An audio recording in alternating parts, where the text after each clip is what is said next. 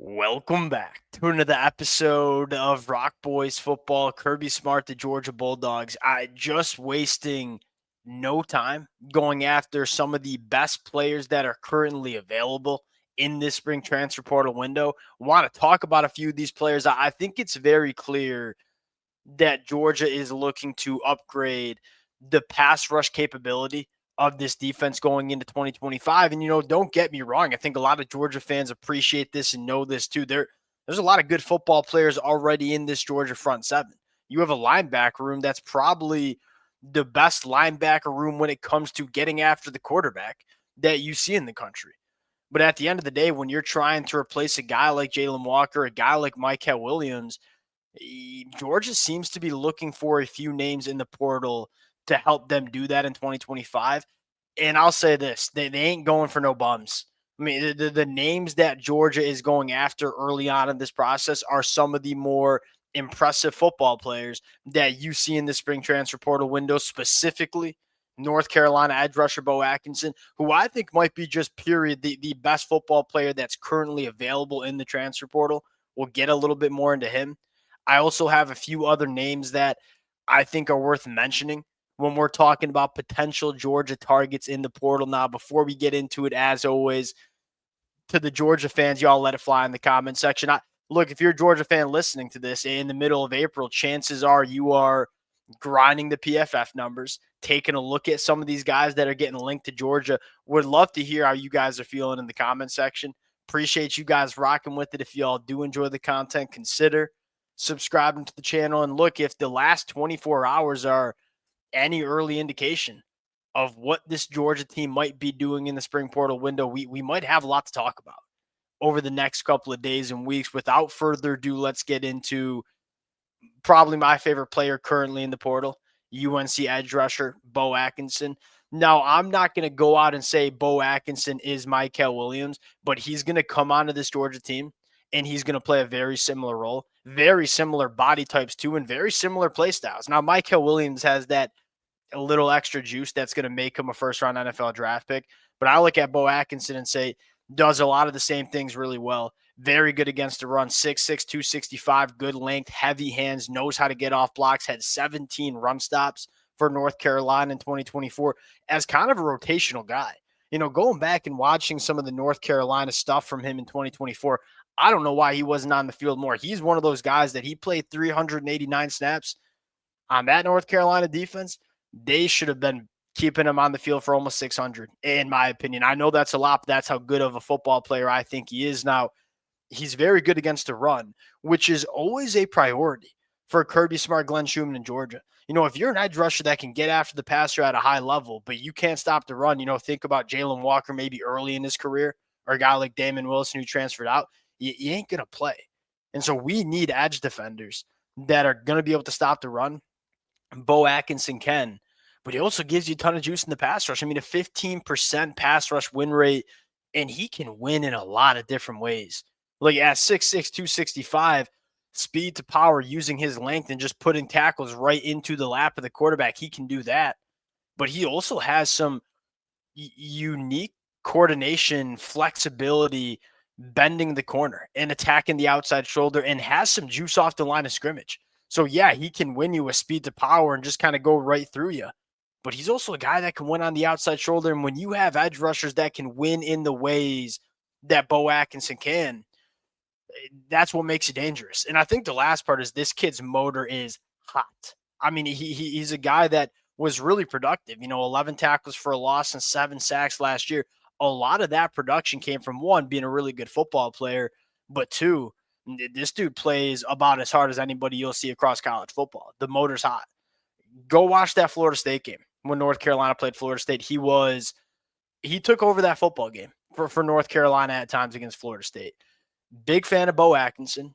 Early on, it seems like it's between Georgia and Ohio State. Y'all know I'm a Michigan fan, so I'm pulling for them Georgia Bulldogs to get this one done. Do not want to see him come to Columbus. Now, another really intriguing name, and I'll say this, I think there are a lot of people in the landscape that prefer Elo over Beau Atkinson. I personally like Beau Atkinson a little bit more. They're two different kind of players. Now, they're both going to come off the edge, but they kind of do stuff a little bit differently.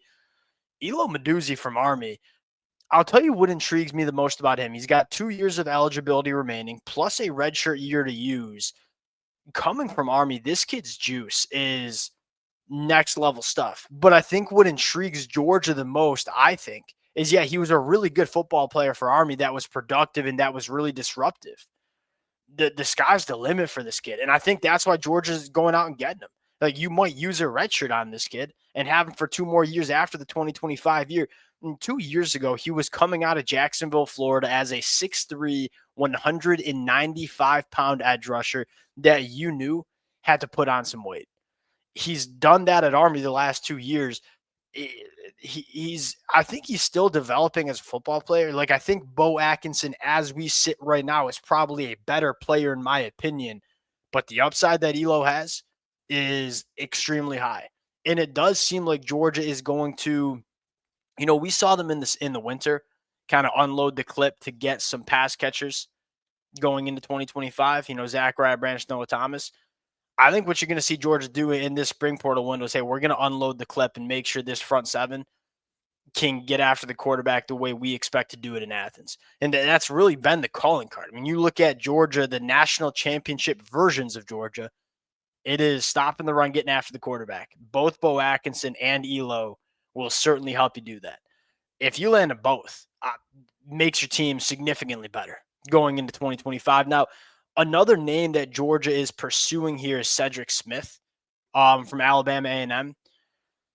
Turned on a little bit of him last night, and I'll just put my hand up and say this. I personally don't necessarily see it, but he's from Atlanta, Georgia, and I'm guessing Georgia within that program, within the walls of that program, are privy to some more information than I am about Cedric Smith.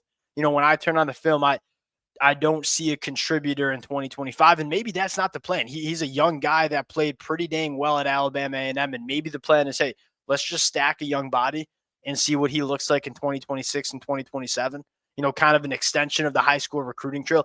That certainly could be the angle here, but I'm guessing somebody within the walls of Georgia has heard some things about Cedric Smith, whether it's how the body is changing, whether it's what he looks like in practice, being from Atlanta, Georgia.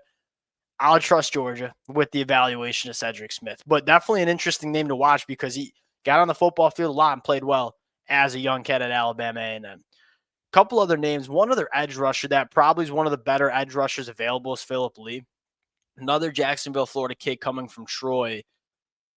Kind of a pass rush specialist. I would be surprised if Georgia goes after him just because I don't see him being good enough against the run.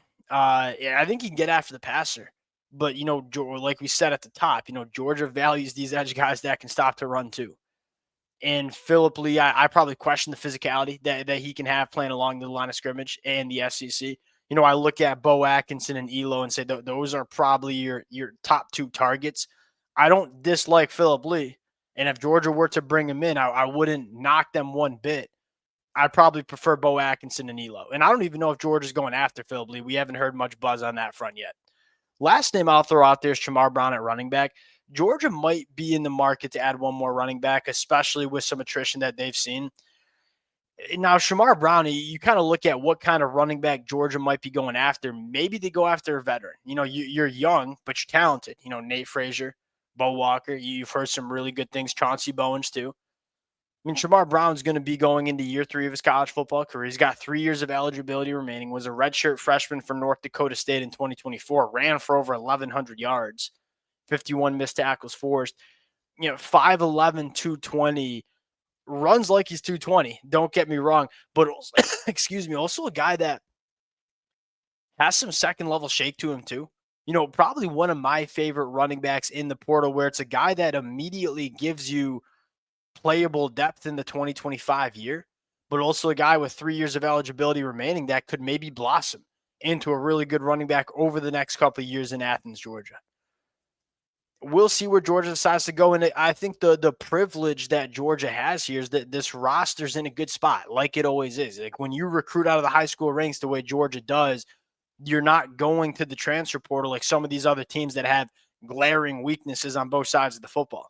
And so you have the ability to really, really be intentional in terms of what players you can have high standards. You don't have to put out a ton of different lines in the water because you don't need that many guys.